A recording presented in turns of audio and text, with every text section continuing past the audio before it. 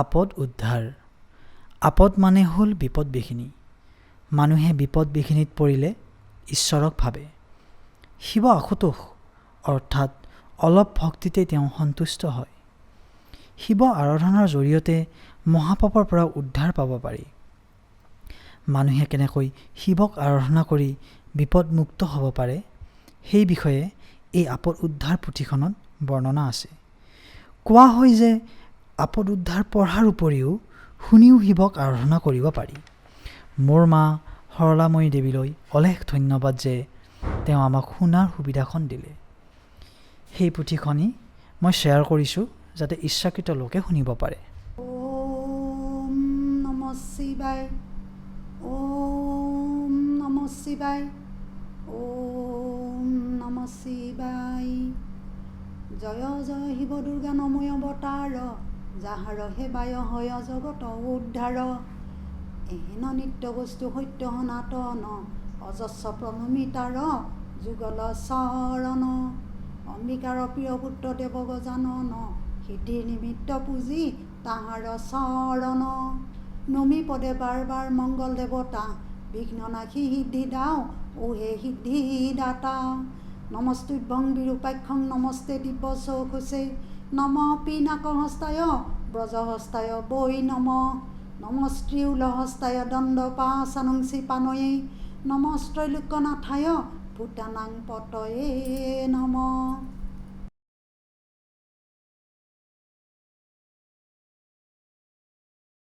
ওম গণেশায় নমঃ। মংগলাচৰণ। জয় জয় শিৱ দুৰ্গা নময় অৱতাৰ, যাহাৰ সেৱায় হয় জগত উদ্ধাৰ। এহেন নিত্য বস্তু সত্য সনাতন, অজস্ৰ প্ৰণমিতাৰ যুগল চৰণ। এইবাৰ হ'ব গণেশৰ প্ৰণাম। অম্বিকাৰ প্ৰিয় পুত্ৰ দেৱ গজানন, সিদ্ধিৰ নিমিত্ত পুজি তাহাৰ চৰণ। নমি পদে বাৰ বাৰ মংগল দেৱতা, বিঘ্ন নাশী সিদ্ধি দাও ওহে সিদ্ধিদাতা। শিৱৰ প্ৰণাম।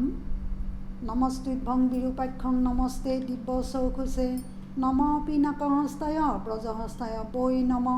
নমস্ত্ৰীউলহস্তায় দণ্ডপাশানং শিপানয়ে, নমস্ত্ৰৈলোক্যনাথায় ভূতানাং পতয়ে নম।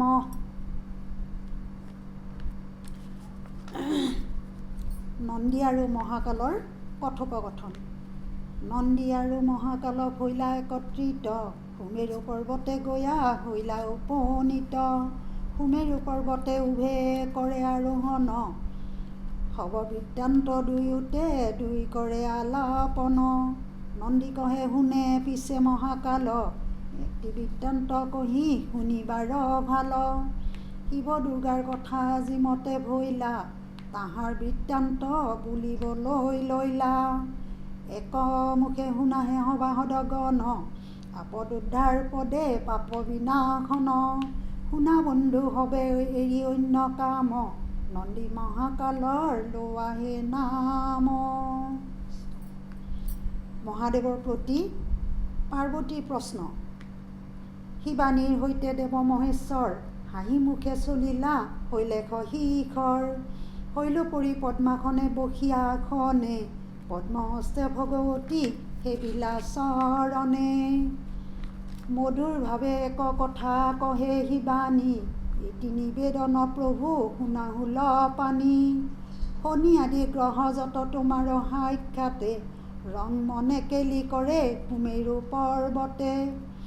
এতেকে গ্ৰহৰ কোপে ভোগে নৰগণ, কিমতে নিবাৰণ শুনোহে বিৱৰণ। শুনিবলৈ ইচ্ছা প্ৰভু কোৱা ভাঙি পাতি, বিৱৰি কোৱা মোক দেৱ পশুপতি। এই কথাখিনি শুনি পাৰ্বতীৰ মুখে এই কথাখিনি শুনি এতিয়া মহাদেৱে উত্তৰ দিব, পাৰ্বতীৰ প্ৰশ্নৰ উত্তৰ দিব। আৰু এইটোৱে হ'ব আপদ উদ্ধাৰৰ মেইন ষ্টপ, আচল ষ্টপ আৰু মাহাত্ম্যৰ বিৱৰণ। হে ৰাম, পাৰ্বতীৰ বাক্য শুনি কহে পশুপতি, শুনা কওঁ তত্ত্ব তাৰ শুনাহে পাৰ্বতী। কওঁ বৃত্তান্ত শুনা স্থিৰ কৰি মন, শুনিলে সুখ হয় দুখ বিমোচন। এক ভক্ত আছিল মোৰ নামে পিংগলা, তাহাৰ বৃত্তান্ত শুনা অভয়া মংগলা। নানাবিধ মহাপাপ কৰিছিল পাৰ, কৈলাশ পৰ্বতে আখি হৈলা উদ্ধাৰ। পিংগলাই পিছে মুত লৈলা শৰণ, নিষ্কৃতি পাইলা পাছে তাৰে কাৰণ। এ ৰাম গৌৰী বুলন্ত পিছে কোৱা প্ৰাণপতি, কোন কাৰণে তেওঁ পাইলা মুকতি। শিৱে বোলে সেই কথা শুনা যতনে, কহিব হ'ব কথা থাকে যত মনে। মোৰ অষ্টোত্তৰ শতনাম আছে অনুপাম, তাৰ গুণে তাৰ পূৰ্ণ হৈলা মনস্কাম। বহুবিধ গ্ৰহ ব্যাধি আছে ত্ৰিভুৱনে, সকলো বিনাশ হয় যে নাম শ্ৰৱণে। এহি শুনি গৌৰী পাছে বুলিলা বাণী, অষ্টোত্তৰ শতনাম কোৱা মোৰ স্বামী। গৌৰী কথা শুনি শিৱে মৃদু হাঁহি মাৰি, কহিবাৰে লৈলা পাছে কথা বৰ্ণনা কৰি। জপিব নোৱাৰি যদি শুনে মাত্ৰ কাণে, সকলো বিপদ উদ্ধাৰ হয় শ্ৰৱণে। বিপদত পৰি এই শাস্ত্ৰ পঢ়ে যিয়ে, ত্ৰিশূল লৈ গৈ তাক মই মুক্ত কৰোঁ বিপদে। তৃতীয় প্ৰহৰত শাস্ত্ৰ পঢ়ে যেইজন, অস্ত্ৰাঘাতে তাৰ বিঘ্নি কৰোঁ বিনাশন। এ ৰাম সন্ধ্যা বেলাত শাস্ত্ৰ পঢ়য় জীৱাজনে, বিপদৰ পৰা ৰক্ষা পাই নিজ গুণে। নিশা ভাগে শাস্ত্ৰ চৰ্চা কৰে যি ঘৰত, দুখ শোক নাশ হয় মোৰ এই বৰত। ভৱমুখে এই কথা শুনি দেৱী ভৱানী, আনন্দত হৈলা পাছে বিভুলয় আপুনি।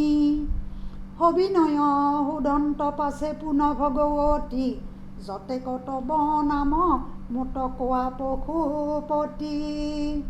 শিৱে বোলে মোৰ কথা শুনা হাঁহি বাণী, অষ্টোত্তৰ শতনাম পবিত্ৰ কাহিনী। ত্ৰিপদীত লিখা আছে, বুলন্ত শিৱানী শুন হুলপানী ফাল শুনি তব নাম, যেই নাম শুনিলে ক্লেশ যায় দূৰে সংসাৰ সাগৰত নিস্তাৰ। কহে পশুপতি শুনা ভগৱতী, মম নামে গতি জানা মনে, সেয়েহে কওঁ শুনা কালি শুনা দেৱী সাৱধানে। পদত লিখা আছে, প্ৰথমতে সংসাৰত নাহিছিল আৱৰণ, জলময় ছিল চব ব্ৰহ্মাণ্ড ভুৱন। মোৰ পৰাক্ৰমে ব্ৰহ্মাণ্ড ভুৱনে সৃষ্টি হ'ল চৰাচৰ, দেৱেন্দ্ৰ প্ৰভৃতি দেৱ দানৱ জ্যোতি, ব্ৰহ্মা বিষ্ণু চন্দ্ৰ দিবাকৰ।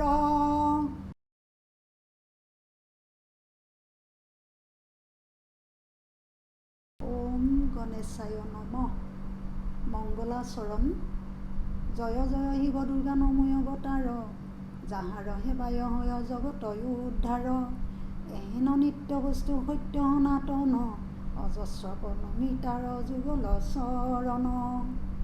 এইবাৰ হ'ব গণেশৰ প্ৰণাম।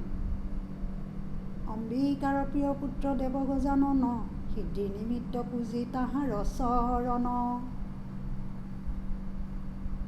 নমি পদে বাৰ বাৰ মংগল দেৱতা, বিঘ্ন নাশী সিদ্ধি দাও ওহে সিদ্ধিদাতা। শিৱৰ প্ৰণাম।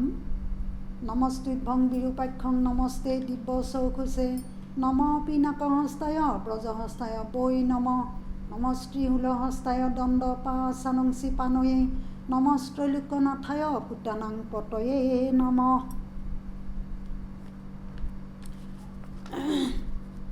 নন্দী আৰু মহাকালৰ কথোপকথন। নন্দী আৰু মহাকাল হৈলা একত্ৰিত, সুমেৰু পৰ্বতে গয়া হৈলা উপনীত। সুমেৰু পৰ্বতে উভে কৰে আৰোহণ, হব বৃত্তান্ত দুয়োতে দুই কৰে আলাপন। নন্দী কহে শুনে পিছে মহাকাল, এটি বৃত্তান্ত কহি শুনিবাৰ ভাল। শিৱ দুৰ্গাৰ কথা যিমতে ভৈলা তাহাৰ বৃত্তান্ত বুলিবলৈ লৈলা একমুখে শুনাহে সভাসদ গণ আপদ উদ্ধাৰ পদে পাপ বিনাশন শুনা বন্ধু হবে এৰি অন্য কাম নন্দী মহাকালৰ লোৱাহে নাম। মহাদেৱৰ প্ৰতি পাৰ্বতীৰ প্ৰশ্ন।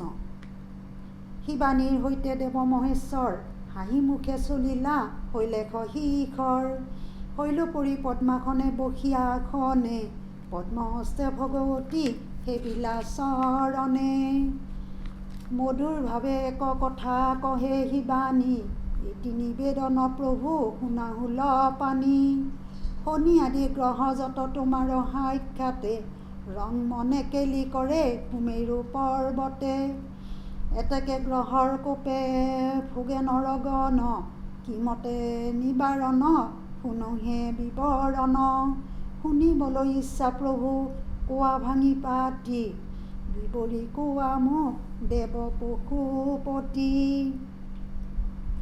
এই কথাখিনি শুনি পাৰ্বতীৰ মুখে এই কথাখিনি শুনি এতিয়া মহাদেৱে উত্তৰ দিব, পাৰ্বতীৰ প্ৰশ্নৰ উত্তৰ দিব। আৰু এইটোৱে হ'ব আপদ উদ্ধাৰৰ মেইন ষ্টপ, আচল ষ্টপ আৰু মাহাত্ম্যৰ বিৱৰণ। হে ৰাম পাৰ্বতীৰ বাক্য শুনি কহে পশুপতি শুনা কওঁ তত্ত্বতাৰ শুনাহে পাৰ্বতী কওঁ বৃত্তান্ত শুনা স্থিৰ কৰি মন শুনিলে সুখ হয় দুখ বিমোচন এক ভক্ত আছিল মোৰ নামে পিংগলা তাহাৰ বৃত্তান্ত শুনা অভয়া মংগলা নানাবিধ মহাপাপ কৰিছিল পাৰ কৈলাশ পৰ্বতে আখি হৈলা উদ্ধাৰ পিংগলাই পিছে মোট লৈলা হৰণ নিষ্কৃতি পাইলা পাছে তাৰে কাৰণ ৰাম গৌৰী বুলন্ত পিছে কোৱা প্ৰাণপতি কোন কাৰণে তেওঁ পাইলা মুকতি শিৱে বোলে সেই কথা শুনা যতনে কহিব হ'ব কথা থাকে যত মনে মোৰ অস্তুতৰ হত নাম আছে অনুপাম তাৰ গুণে তাৰ পূৰ্ণ হৈলা মনস্কাম বহুবিধ গ্ৰহ ব্যাধি আছে ত্ৰিভুৱনে সকলো বিনাশ হয় যে নাম শ্ৰৱণে এহি শুনি গৌৰী পাছে বুলিলা হাবানী অস্তুতৰ হত নাম কোৱা মোৰ স্বামী গৌৰী কথা শুনি শিৱে মৃদু হাঁহি মাৰি কহিবাৰে লৈলা পাছে কথা বৰ্ণনা কৰি জপিব নোৱাৰি যদি শুনে মাত্ৰ কাণে সকলো বিপদ উদ্ধাৰ হয় শ্ৰৱণে বিপদত পৰি এই শাস্ত্ৰ পঢ়ে যিয়ে ত্ৰিশূল লৈ গৈ তাক মই মুক্ত কৰোঁ বিপদে তৃতীয় পহৰত শাস্ত্ৰ পঢ়ে যেইজন অস্ত্ৰাঘাতে তাৰ বিঘ্নি কৰোঁ বিনাশন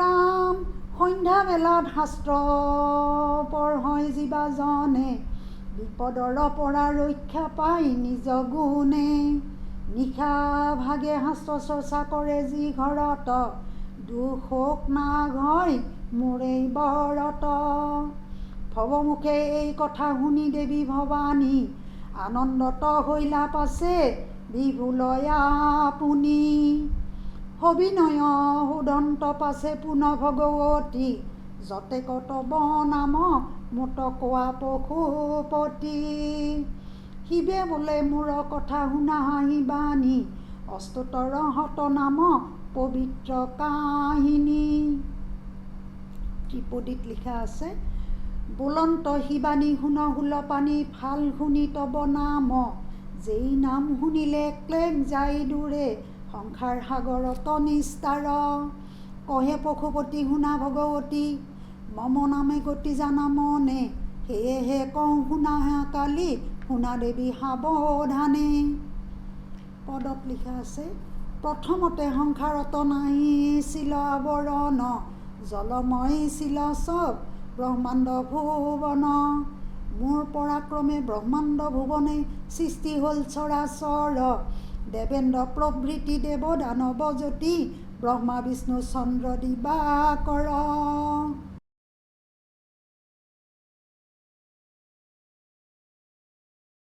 পদত কৈছে, যত সবে আছে স্বৰ্গ মৰ্ত্য আৰু পাতালে, সকলোৱে স্মৰণ কৰে হৃদয় কমলে। শুনি আহিবানি পাছে বুলন্ত যতনে, বিবিধ কাহিনী জানিলো এবে মনে। অষ্টোত্তৰ শত নাম কোৱা মত ভাঙি, আপদ বিপদ যাতে দূৰে যায় শুনি। ৰাম ভৱই বোলে মহাদেৱী কৰাই অৱধান, যি নামে ক্লেশ দূৰে থাকে বিদ্যমান। দিশপতি মহাদেৱ পৃথিৱীৰ পতি, ভূতগতি ভূতপতি আৰু শান্তমতি। শান্তিময় আৰু নাম হয় হৰিহৰ, শিৱ শম্ভু বোলে মোক আৰু দিগম্বৰ। দাতা ভোক্তা নাম মোৰ কৰয় অৱধান, দীনমণি মহিপাল আৰু অনুপম। ভৈৰৱৰ প্ৰভু বুলি জানাহে শিৱানী, আশুতোক কৃপা সিন্ধু আৰু হুল পানী। ভূত চক্ৰ ভূতপতি আৰু খৰ্গেশ্বৰ, ক্ষেপাখ্যাতি বুলি মই চৰাচৰ। শ্ৰীঅংগ কলা বুলি মই কাল কালময়, ত্ৰিশূলধাৰী নাম আৰু সদা দয়াময়। ভৰণীৰ নামেই মোৰ অতি মনোৰম, জগত পালন নাম বিষ্ণুৰ ভৱন। আনো নাম গৌৰীবৰ জানে সৰ্বজন, কল্পজাত কল্পময় জানে ত্ৰিভুৱন। সংসাৰ নাশক নামে খ্যাত সংসাৰে, কৃপাণ্ডাৰী বুলি জানে সবে মোৰে। ৰাম ৰমণী প্ৰমুগ্ধ বুলি আৰু এক নাম, সৰ্বদেৱ অধিকাৰী সুন্দৰ সুঠাম। সকলোৱে নাম লয় ত্ৰিজগত ভৰি, ত্ৰম্বক নামে মোক মাতে ত্ৰিপুৰাৰী। ব্যাঘ্ৰ চৰ্ম পৰিধান বুলি কেৱে জানে, বৃষভ বাহন বুলি মোক সৰ্বলোকে মানে। দীন দুখী বুলি মোৰ আৰু এক নাম, জ্ঞানী হবে মাতে মোক নৱঘন শ্যাম। বিঘ্নহাৰী নাম মম জানাহে শিৱানী, আৰু এক নাম কওঁ বিভুহুল পানী।